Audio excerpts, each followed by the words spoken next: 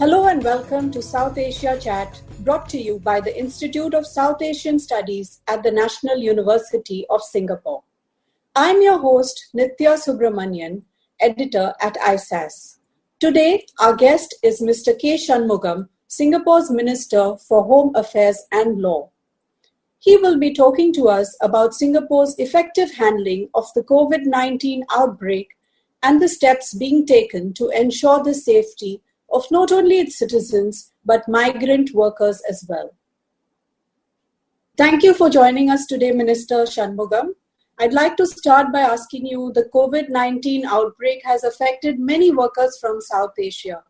The Singapore government has taken strong and proactive steps to contain and combat the outbreak among these workers. Can you briefly tell us a little bit about the measures that have been taken so far? The workers, they live in, we all know communal style living. When we look at the spread of infections, we find that the two places where infections spread, say among Singaporeans, with the home and the office. Essentially, when you come into contact with people, then there is a spread. So you can imagine how communal living, where, you can have 6 to 10, sometimes 12 men, sometimes more, living together in a room, eating together, cooking together, interacting together, is going to tremendously increase the velocity of the spread. So we have several 100,000 of them living in public-built dormitories. We also have others in factory-converted dorms, and we have them in private residential properties, also several of them living together, though we have a limit on how many can live in a specific room. Given this, the spread, we can look at it, has been quite quick, because this particular virus spreads very fast. So when we saw the spread, we moved in to try and put in a number of measures, lock down the parts of the dorms and other areas where there was a spread, at least to protect the other workers who were not who had not been infected. It's only been partially successful because I think despite our best efforts, they do meet and they do commune. And, it's understandable. So we're trying to put that message through. In terms of dealing with the issue, I think there are really three aspects. The first is medical. The workers need to know that they will be taken care of. And we take care of that in a number of ways. First, of course, those who need medical treatment get medical treatment. And they know that. They get good medical treatment. Second, those who don't need medical treatment are put in isolation. So there are a number of facilities that we have created, community care facilities, recovery facilities. Those who get swabbed are also isolated in swab isolation facilities. And we have had to create tens of thousands of such spaces in a very short time frame. So the Joint Task Force has focused on this, and in a very short time frame, they've turned it around and created all these spaces. So that's one part, medical. And I think the workers know, of course, they are concerned that they might get infected. Nobody wants to get infected, but they know that the vast majority of them actually don't show any symptoms. In fact, one of the reasons we are picking up so many is we are testing even people without any symptoms. That doesn't happen in most other countries. So they don't even know that they are infected, and we are picking them up, and then we are isolating them. So we have tested a very large number, I think up to 30,000 of them so far. And the intention eventually is that, when they're circulating, they're working in the community, we need to make sure that all of them get tested. So that's the first part. They are assured of their medical care. The second is once their own lives are concerned and they know that they will be taken care of, the next is, of course, financial. They are here to work. They are here to support their families. So what happens? We have done from the government what we can in terms of waiving the foreign workers levy. That so far that amounts to something like US $900 per worker. Then the companies are expected to pass it on.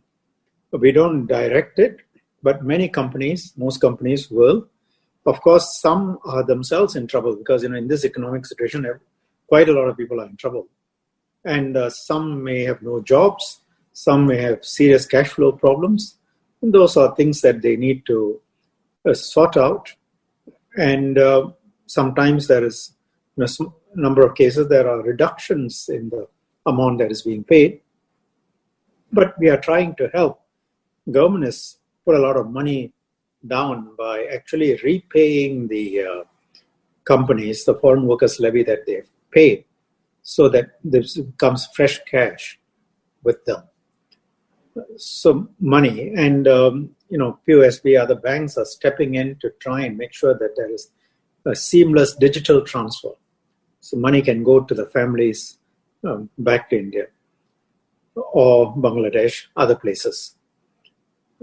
The third aspect is they don't have a job, they don't have work. So actually, they're getting a salary even though they don't have, they're not working right now. I'm not sure that there are many other places that are doing that for guest workers, whether in Asia or in the West. The third aspect for them, of course, as they are sitting in their dorms or in places of residence, what do you do about their food? Because they can't go out and get it themselves. So that's been a fairly substantive logistical challenge because we are talking about hundreds of thousands of meals every single day. I think by now, by last week, it was well over 10 million meals that were delivered. So restaurants have been put together, meals are being cooked and being delivered free of charge. So their medical, their salaries, their food, these are the basic aspects. Then we also look at, as I said, isolation facilities, community care facilities, distributing them, taking out those who have faced infections and putting them separately. So these are the things. It's kept us pretty focused. There's a task force that deals with this. So how has the mood been amongst the workers? I mean, how are they holding up, and are they satisfied with the government's initiatives? I'm sure they would be, but generally, what is the mood that you are gauging from there? Our surveys show, in all of this, there is no one uniform answer. You can only say, majority take this view. There will always be a spread of views. But we know that a significant majority, and I think we are looking at something like 70%, are either satisfied or very satisfied with the arrangements. Most of them, remember foreign workers in Singapore, many of them usually renew their contracts. This is a place they want to stay in and they want to work here. And they earn an income which is more than many professionals do back home. And they know there is a framework of rule of law. So they actually want, and their main concern actually is whether they will have a job after this is over. Now that's not anything that the government can now say. It depends on the companies, the private sector, what the state of the economy is, and so on. But in terms of their current arrangements, they are either satisfied or very satisfied, a large majority, a significant majority. And we have also taken steps that they'll be bored, all day. They have to be staying in one place. So they've been given free Wi-Fi cards. They've been free Wi-Fi and SIM cards. They've also been given the option of viewing on their phones a variety of entertainment, which is piped in. We are trying to do what we can. They can call back home, watch. So these things will be done, have been done. It's a situation all of us have to go through. But of course, for them, they are in a room with a few of them together and with nowhere to go. And it's not an easy situation. So the government has also recently instituted the COVID-19 Temporary Measures Bill. Could you share a little more about the bill and its benefits? Okay, it's become an act. It was passed in Parliament. So it's gone through Parliament now. And it's in force. The main approach there was that, look, this COVID-19 health crisis is not something anyone could have planned for or predicted. And many people would have been stuck. Often, in the commercial context, the government directed that businesses stop business, that places shutter, close down, circuit breaker plus. There's no way you can do business. And so it's only fair that those with a very substantive cash flow issues are given time to pay off their dues. Primarily, we focused on a number of sectors. For example, construction. Usually, the contractor will have to pay liquidated damages if there is a delay. But in this context, he can't get his workers. He can't do the project. Of course, there is going to be delay. Should he pay liquidated damages? So we are intervening to try and help. Commercial tenants, they don't have a business, many. And how can they pay? Is it fair for them to be required to pay rental immediately? So we have given them time to pay their rental. And the government also waived the property tax. So that roughly for many would amount to about a month's rental for commercial tenants, retail, F&B sector and so on. And landlords are required by law to pass it on to the tenants. So that gives them a month off. And then I know many significant or substantive landlords have made their own arrangements to give further waivers because there is no business right now. It doesn't make sense to chase after money and close down. You may not get anything anyway. So it covers a number of sectors, this bill, but broadly what I've explained is the spirit behind it, explaining. And yesterday we put in place further gazetting of further rules where people, home buyers, those who agreed to purchase a property and have put some money down and now are unable to proceed, will be given a bit more time to rethink their position. And the deposits cannot be forfeited during this period. So it's more trying to help people during this period. Okay, another concern of the government is the spread of fake news and xenophobia on social media. There was this video of a migrant worker who hung himself, but it wasn't in Singapore. So would you like to share your thoughts on this? I expressed my views quite strongly previously. Yes. We noticed during a short period before I spoke, a spate of videos and articles appearing which were targeted at foreign workers to try and make them angry and try and get them to express their anger. And it could have easily been a flashpoint. You have hundreds of thousands of men who don't have work at that point, who are already in a state of anxiety because they don't know whether they will have a job when all of this is over, even though the government has taken a lot of steps to help. And then you show video suggesting somebody has hung himself in Singapore. You put in old photos of food that you say was substandard. When you're delivering a huge number of meals, the first few days, obviously, there would be some issues. Not everyone can be satisfied. Even now, not everyone can be satisfied. delivering to several 100,000 meals per day. So, but we know that there were photos taken which were much older and then being recirculated to try and make people angry and give the impression that the workers are angry. And some Singaporeans are doing it, some others were doing it too. And so I made a statement saying, look, we are watching this very carefully. We will move in and deal with it if necessary. And since then, it has calmed down. But we will not hesitate to take action where deliberate falsehoods are circulated to create or incite violence.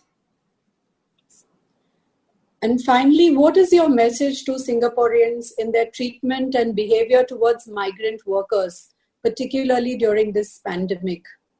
The other ministers, the Prime Minister and others have already talked about this. Essentially, they are here. It is a situation where they assess it is to their benefit to be in Singapore. They know the terms are told to them before they come. Many of them, as I said, renew their contracts. The housing facilities are provided for in law. The newer dorms are the subject of this law. The older dorms, there's some of them which we need to do more with to improve the standards. But they know their living conditions. They know their salary, and many of them choose to renew their contracts because Singapore offers a better prospect for them, a safer prospect compared with almost any other country. On our part, we have to recognize the substantive assistance they are giving to us in Singapore. Our HDB flats, places where more than 80% of our population lives, our condominiums, any major infrastructure project in Singapore, in fact, any infrastructure project, a lot of other work, a lot of our cleaning, very important work that we simply don't have the people for, is being done by foreign workers. While we have to look to see how we can be more productive and use more technology and have lesser number of foreign workers, which is something that has been talked about for a long time. And, we have slowly been looking at the sectors where we can reduce the number of guest workers in Singapore. Nevertheless, there is a very substantive part where they play a huge role. And I think we need to be thankful for that and recognize that. And that must reflect in the way we treat them as well. They are part and parcel of the how Singapore is today. We are all human beings, and we have to approach this with a spirit of humanity, which is why the government has said to them, medical care, you will get the same medical care that anyone else gets. Thank you, Minister Shanmugam, for your time. It was a pleasure talking to you. You were listening to Mr. K. Shanmugam, Singapore's Minister for Home Affairs and Law at South Asia Chat. If you wish to learn more about the work we do, visit us at isas.nus.edu.sg.